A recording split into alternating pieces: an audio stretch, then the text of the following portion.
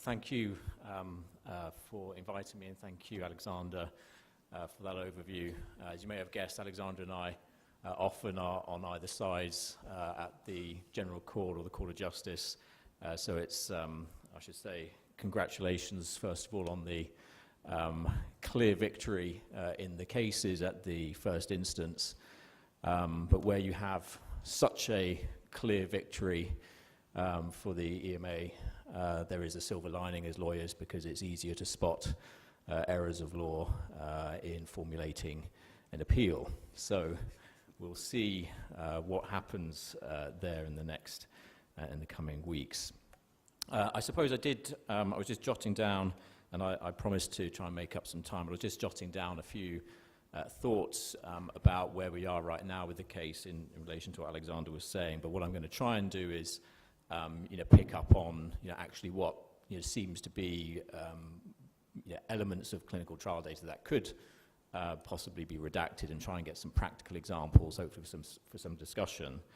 But I think, because Alexander's done a great job of talking through the common themes, but essentially where we're left right now as the law stands is that the European Medicines Agency does have very significant discretion now, in my view, to take a view on redactions, much more so, I think, than it would have done in the past, because the General Court has sort of completely rejected this concept of either a presumption of confidentiality or that entire documents can be confidential.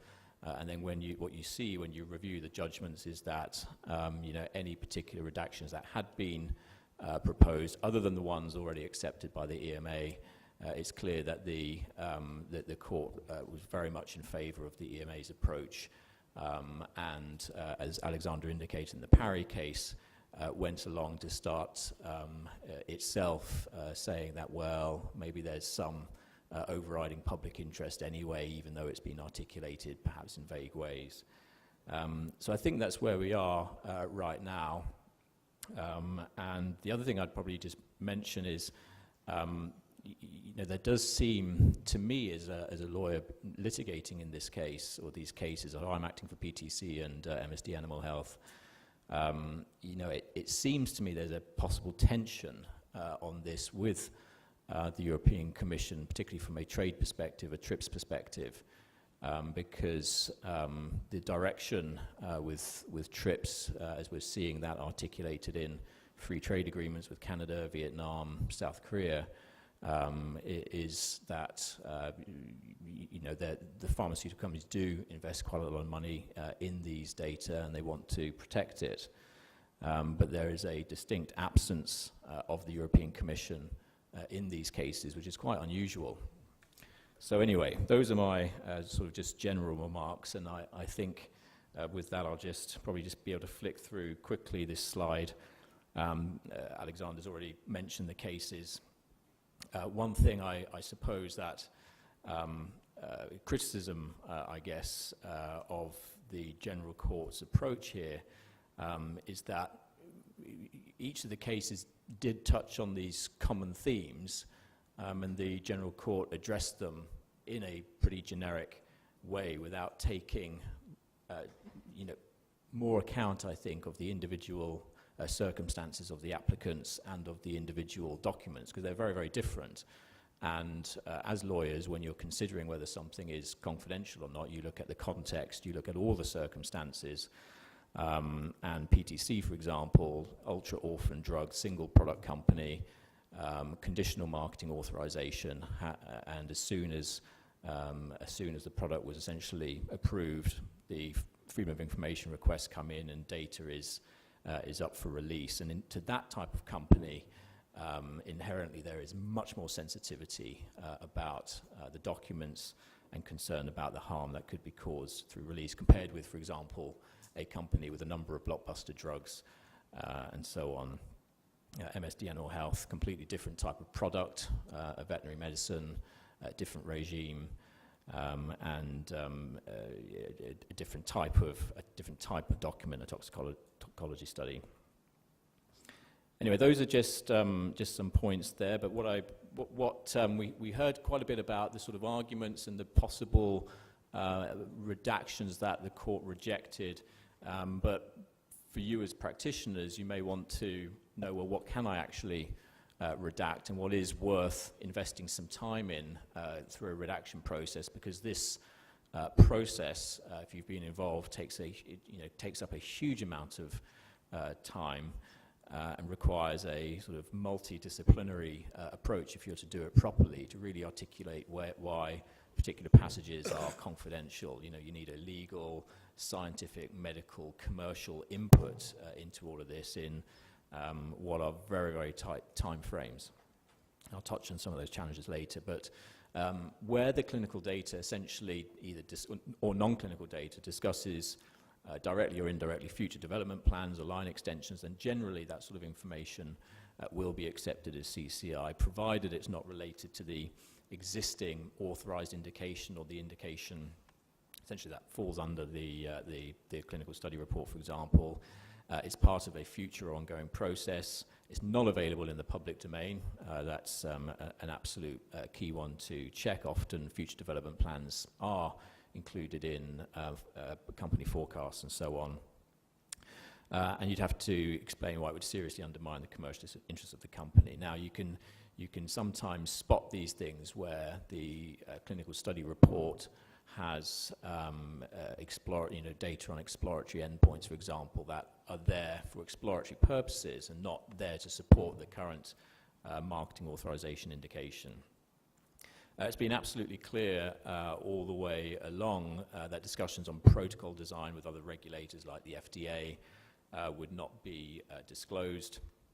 Again, manufacturing data, quality data, details on formulation, qualitative and quantitative information, concentration ranges.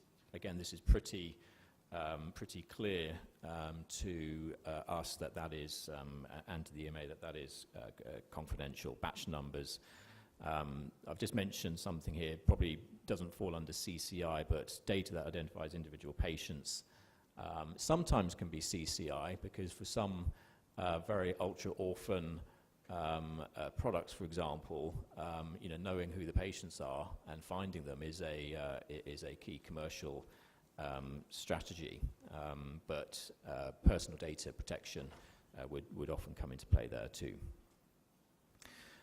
So what about in-house methodologies and standards that a company may develop to do their own benchmarking? Well, the EMA generally recognises that innovative methods that aren't in the public domain should be CCI. I guess what is innovative? Things that you thought as a marketing authorization applicant were innovative at the time may no longer be innovative.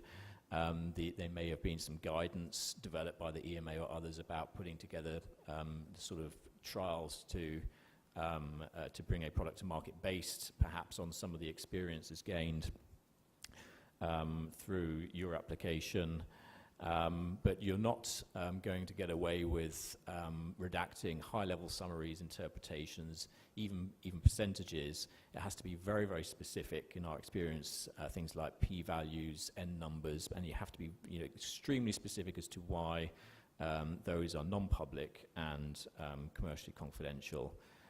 Simply saying that you're complying with standards that are already required, for example, things like GCP, and are generally well known to the scientific community because there is a best practice in how you conduct a clinical study, wouldn't wash. But we did have accepted, and so not in dispute in the case for the MSD, that internal reference standards developed by MSD for their analytical testing would be CCI.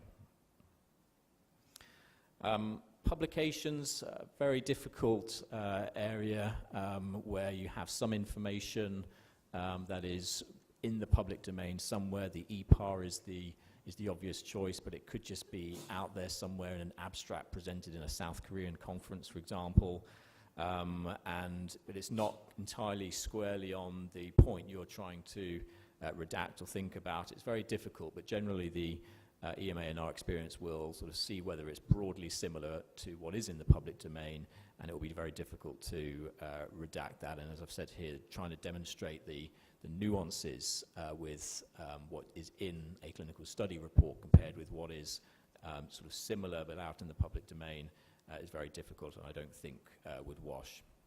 We've heard about potential misuse, TRIPS, the concept of harm because data could be used in third countries and benchmarking. The court was very reluctant to accept those arguments. The court seemed to want very real data on this risk rather than, as Alexander said, sort of vague, generic concepts. But unfortunately, again, as practitioners in this space, we all know that is nigh on impossible to demonstrate clearly if and when your data are actually being misused, because that's the problem. You don't know what a competitor might be doing with these documents once they get hold of them. I mean, merely reading these sort of documents, in our view, would give some sort of competitive insight. Otherwise, why would you ask for them? And guess what? Most people asking for these are pharmaceutical companies, competitors. It also sets, as I was alluding to earlier, the case of a very high standard of proof of, in terms of demonstrating commercial interests and how they would be undermined. I think even the EMA policy itself talks about needing to demonstrate it may undermine commercial interest. The court went further and essentially said you must be able to demonstrate this.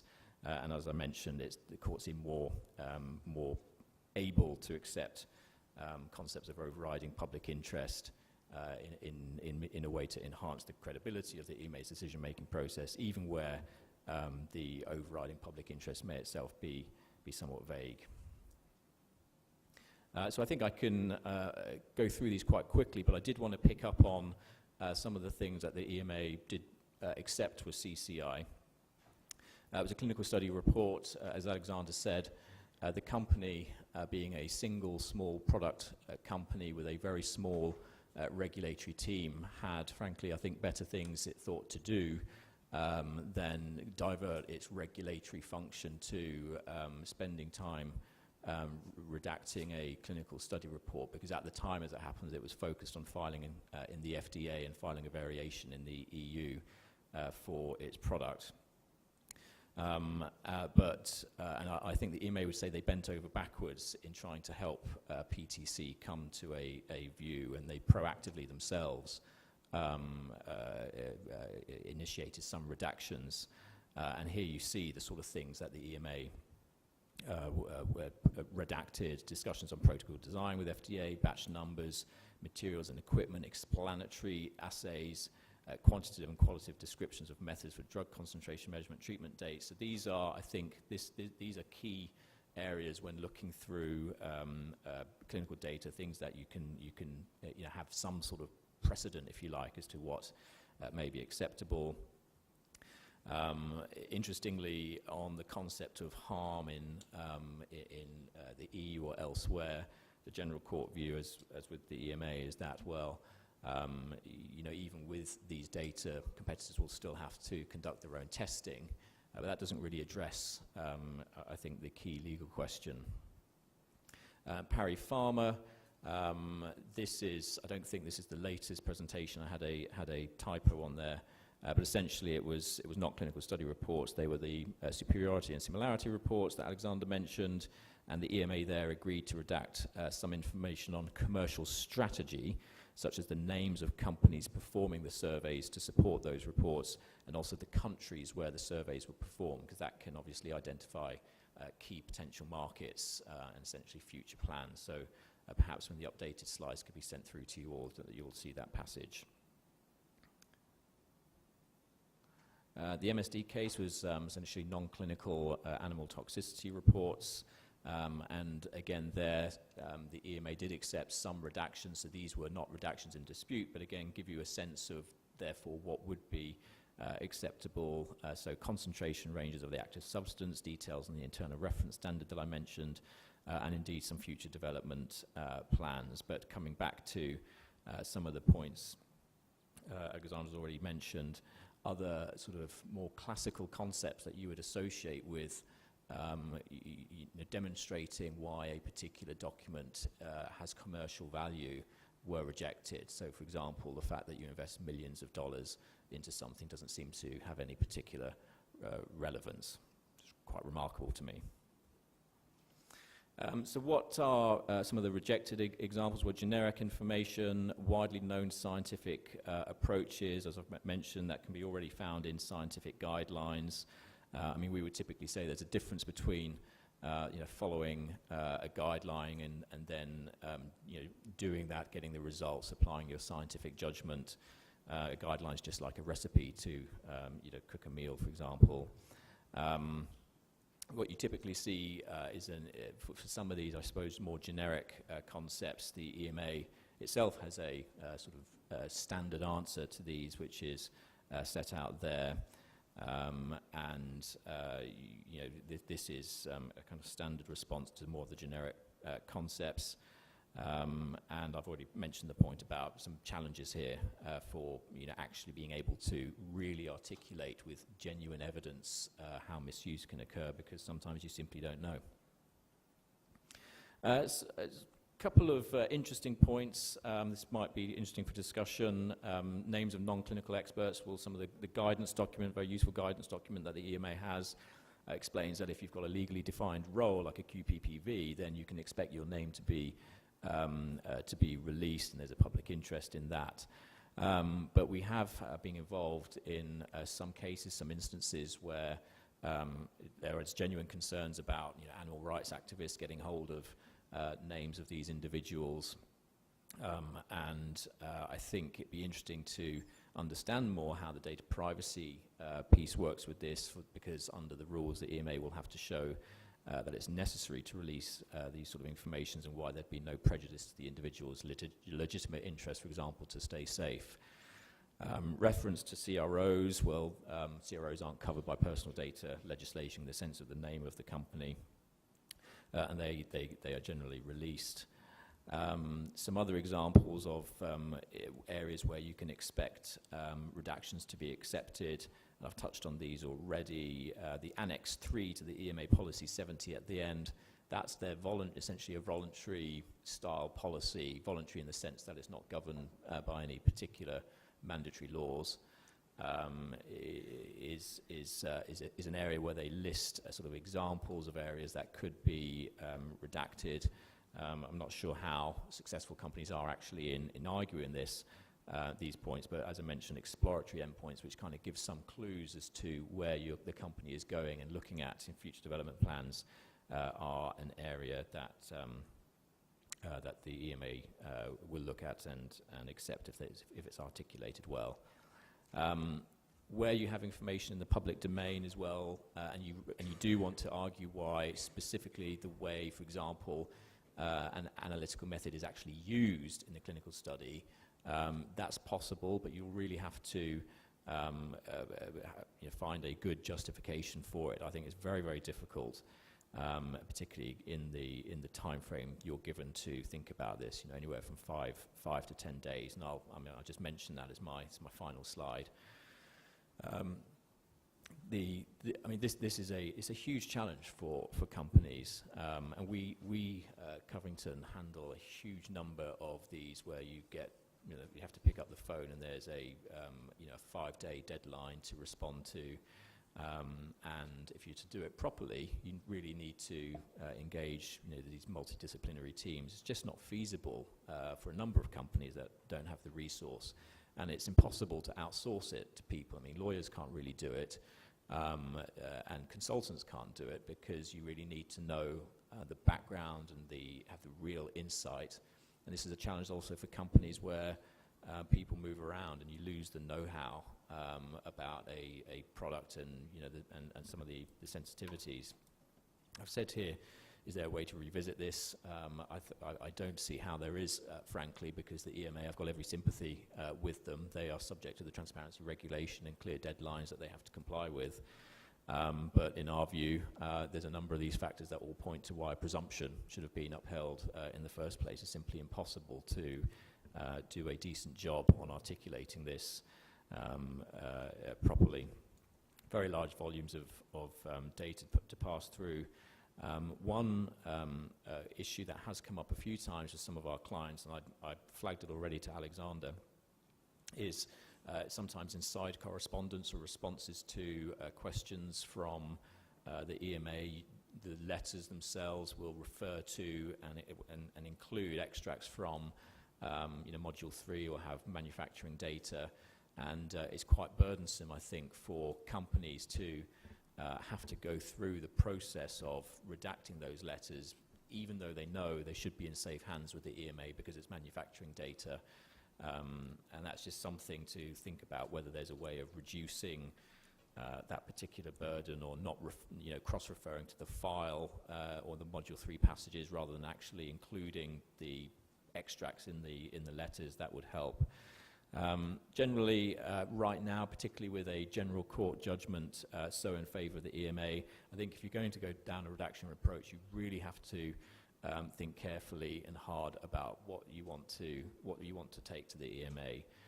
Has to be absolutely business critical stuff that's not in the public domain, and you have to get a team together quickly to really articulate what the points are that you're going to make. I think in time this will get a bit easier because this is all being linked up with in a way, the proactive release policy, where companies are proactively looking at their clinical study reports with a view to release, redacting confidential information. So in time this may become easier.